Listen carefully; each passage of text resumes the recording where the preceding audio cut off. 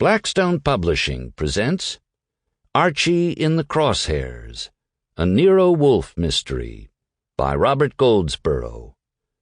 This book is read by L.J. Ganser. Chapter 1. As nights in July go, it was as pleasant as New York offers, although my positive mood as I walked across town may have been because of my successful session with the cards at Saul Panzer's apartment on East 38th Street.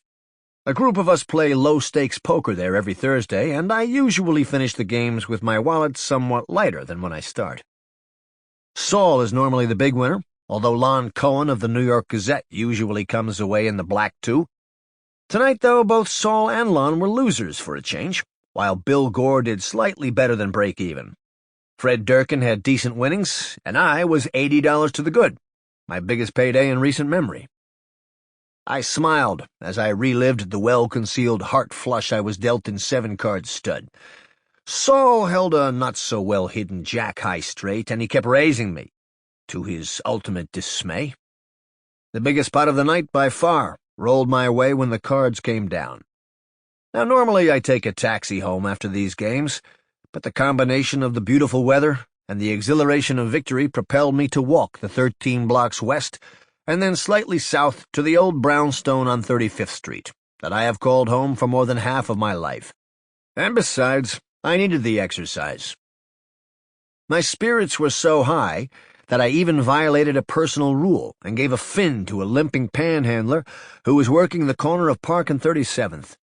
I had a good idea where he would spend the Abe, but at the moment I didn't particularly care. All was well with the world. As I entered the final block of my walk, I was vaguely aware of a car approaching from behind. Probably a cab hauling a late-night reveler home, I thought, as I dug into my pocket for the front door key. But before I could reach it, 2 gunshots pierced the night stillness, and I thought I heard an impact against one of the walls to my left. Instinctively, I dropped to the sidewalk as the car, it was not a cab, but rather a dark-colored Dodge or Plymouth sedan, roared away, tires squealing as it turned at the intersection and tore away into the night. So much for my long-held perception that I possessed a sixth sense when it came to detecting approaching danger. I never saw it coming.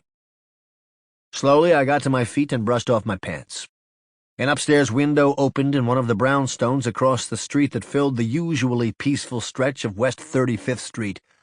"What was that?" a hoarse female voice demanded. "Who's out there? What happened? You! Are you all right?" Sample complete. Ready to continue?